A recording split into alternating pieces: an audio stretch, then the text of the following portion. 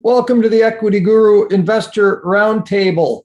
Rob Simpson with you. Upstairs with me over there is Vishal Vatura. Down below is TK Indicena. And in the opposing corner, kitty corner, the man, the myth, the legend, Chris Perry. We're talking about Marvel Discovery today. Boy, oh boy, they have their hand in a lot of things. And in a certain way, that investment-wise, they're kind of the remora to other sharks. They kind of swim along there and do what they got to do. Is that an accurate or fair description, CP? Yeah, pretty much. So Karen Brioni is the CEO of Marvel, also of Falcon Gold, which we've had some dealings with in the past. What he likes to do is he likes to go find something that's worth less than my car and buy up all the shares and then start doing work. A lot of mineral explorers, the work is never actually started. It's often talked about, raised money on, but no one wants to ruin a good story by actually sticking a hole in the ground. Karam likes to actually stick a hole in the ground and acquire land. He's kind of like the mineral exploration version of the TV show Hoarders. Marvel Discovery, if you go through all the things it has, like you spin a wheel, pick a metal, it's got a property somewhere there that has something on it. But the deal with Karam is he finds where someone has found something, and then he just basically ring claims them, right? He goes out and finds all the property that's not been picked up yet, and he picks it all up himself, and then starts doing the actual work to see if there's anything on it. Newfoundland right now is pretty hot in the gold circles. A geo stepped out of a helicopter, stubbed his toe on some gold, and suddenly everyone's in there. And Karam is no exception. Previously with Falcon Gold, he did the same thing around Great Bear Resources, finding lots of properties there. And, look, the risk is low with this sort of strategy. It doesn't cost a lot to claim a piece of land that no one else has claimed yet. It doesn't cost a lot to go and get a shell that's worth 0.5 cent per share and go and buy all the shares yourself. And if you look at the news flow of MARV, you find that, the second most recent news piece is about the CEO grabbing 8.5 million shares at a price of 17.5 cents a share. It's probably why the damn stock keeps going up in a market where everyone else is going down. TK, you're a deep dive analyst. What are we thinking about Marvel? This one I haven't actually taken a look at deeply, but from a quick glance, they've had deals since 2006. I don't know if the current CEO was there at the time, but I love seeing a company that has the culture to continue on for so long. A lot of the time, I'll blame fellow analysts for this as well. We focus on the numbers more than we do the people. As well, numbers don't lie to you that much, but the people are different. But in this situation, you can see a corporate culture that's been there since 2006. It's just buying up. The one that's there is a mine in Ontario for $100,000 and a cash interest acquisition. And the same culture is in most of the deals, if you look at the deal flow from the bottom. So it's a pretty diversified interest. And I want to name off just some of the ones that they themselves put. And it's funny how they encapsulate the rest of them. So this is what they say.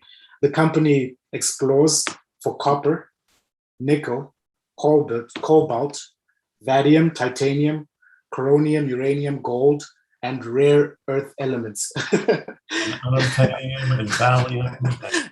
Was that one? Did you say thadium? Unobtainium. Yeah, it's like anything you can, like Chris, anything you can think of. Did you say uranium too? Uranium as well, yeah. Sounds like a fraternity brother. So it generally, you're getting a very diversified interest with a manager or operator who's really focused on making these small acquisitions, diversifying the risk of each individual commodity. Obviously, on the bottom line is something people would really focus on, and they say, oh, your results are not showing ETC, but he's in there to actually, as Chris was saying, put some skin in the game, and that can be costly at the beginning of any exploration company. But eventually, if you do get a payoff, you get a better exit multiple from that, and that's what I think these guys have going for them. just to build on that, I'm someone who likes to invest in gold royalties and streamers. And what good management tends to do is when gold, silver, copper, or whatever the commodity that's in the stream is heading down, prices are heading down, good management will step in and make deals at these depressed levels. And it's essentially what this CEO is doing, right? I'm assuming he's very bullish on all the commodities. So buy these deals, buy this cheap land while deals are cheap, while prices are, I guess, low, and maybe there's not much excitement on some of these commodity prices. I know there's a lot more excitement now in, say, well, there used to be in lumber. Right now it's steel. Steel's the one that's actually taking off right now in some of the agricultural commodities. But you buy the land, you buy the stuff cheap. If you're bullish on all these commodities going forward, I mean, you look really good, and you picked up stuff for a bargain, and you'll be able to sell it off and develop that land a bit later, right, for a higher price. So, that's generally what good CEOs do. They'll buy cheap and sell high later in depressed markets, rather than just sitting on cash and doing nothing. That's true. I think a lot of the pessimism comes from the bad, I won't say bad deals, but the deals gone wrong, where they might, put some money somewhere and they don't find something, but that's the cost of business in this kind of line. Where I'll take outside of the industry, for example, companies like Amazon do the same strategy, just at a larger scale with different resources. But I don't know if anyone remembers the Amazon Fire Phone. Is it Fire Phone? I think it was a Fire Phone. It was one of those things that didn't go well. It cost them millions, but it's one of those projects, after you've done that, you figure it out and move on. Yeah. And that experience kind of helps you to find better projects. Right. And I think that's a pretty amazing corporate culture to have. Although the focus on short-term earnings and stuff like that can plague you, they're more focused on generating cash flow for longer-term holders, which is something you want your management team to have as well. We should just note too that going and looking at their projects here, I mean, it is near past discoveries and some areas that are already mining. So obviously, they're doing their due diligence when picking up these land projects near areas where there's a good chance of discovery. Like a prospect generator model is, which I don't really consider this to be, has been pretty bedraggled in the mining sector over the last 10 years, right? Companies that go out and say, hey, lithium's hot, let's go out and find 8 lithium properties, and we'll be just the supermarket that other companies will come to buy when they get around to it. Doesn't always work because it's very much sort of throwing a bunch of shit on the wall and hoping that someone will want to scrape that shit off at some point. You actually need to work the properties and develop them. So what these guys are doing is they're going and taking properties around other properties. It's a cheaper way to buy in. They're a bit of a nuisance, but the likelihood is that the guys next door will buy those properties, right? Rather than it being a, hey, everybody come to us, we're the lithium guys. It's the, hey, neighbor, be sure a shame if you had to stop digging at our wall. Why don't we do a deal here? I will say also there's been spin outs in the past, right? So if you look through their news flow, this is a company that spun things out before. It doesn't necessarily want to look like a confused, we've got everything, hey, governor, you're looking for a yellow Ford Escort. I've got one here for you. It's only got 3 wheels, but I'll give you $1,000 off. You don't want to be that guy. But, if you're going to go anywhere, going next to Great Bear as it goes from a $100 million company to a $1 billion company, not a bad ask. And if you're going to Newfoundland, where $1 billion gold explorers are starting to pop up now, that's also not a bad move. The worst that can happen is they stick some holes in the ground, they don't pay off, but they've got 8 other properties to work from, right? So if suddenly vanadium becomes the hot ticket, which it could at any moment with the whole EV battery options moving around. Hey, we've got a vanadium property. If suddenly everyone's really interested in copper, well, hey, we've got a copper property. But, right now, they've clearly decided that Newfoundland is the way to go. That's where they're putting their small amount of money. The big green light that flashes to me is the CEO has acquired enough stock himself that he has to now report whenever he buys. Right. So that is, if you want to know what the guys at the desk are thinking about, that's the biggest indicator ever. He's not buying to prop up the share price. He's buying because the share price is low. Right.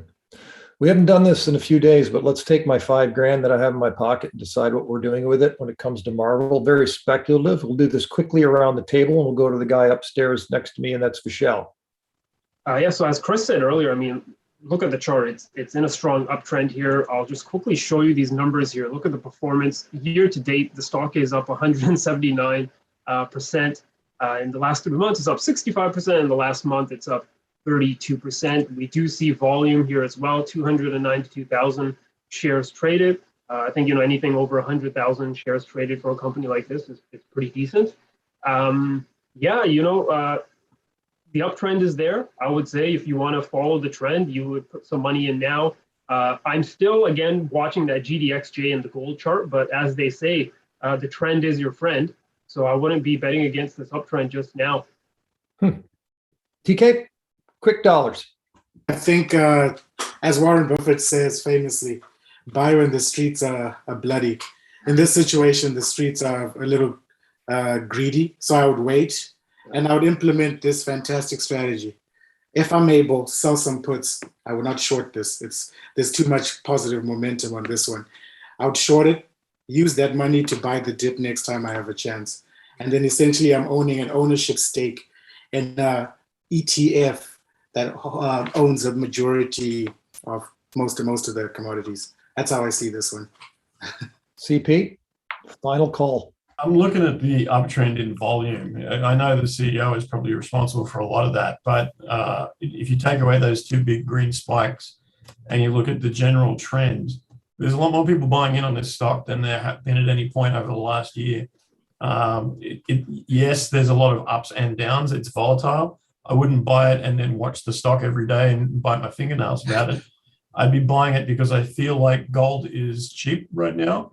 And for mine, likely to get more expensive. And if it does, the whole sector rises. If these guys stick a couple of drills in the ground and find some, that's going to only be positive. At the moment, the market cap on this deal is a paltry $13 million. For the amount of properties they have and for the amount of work that's being done, I think that's cheap. I think the CEO is buying it because he thinks it's dirt cheap and he knows what he's got planned. So I'd be likely to throw a bit of play money that I found behind the couch at it.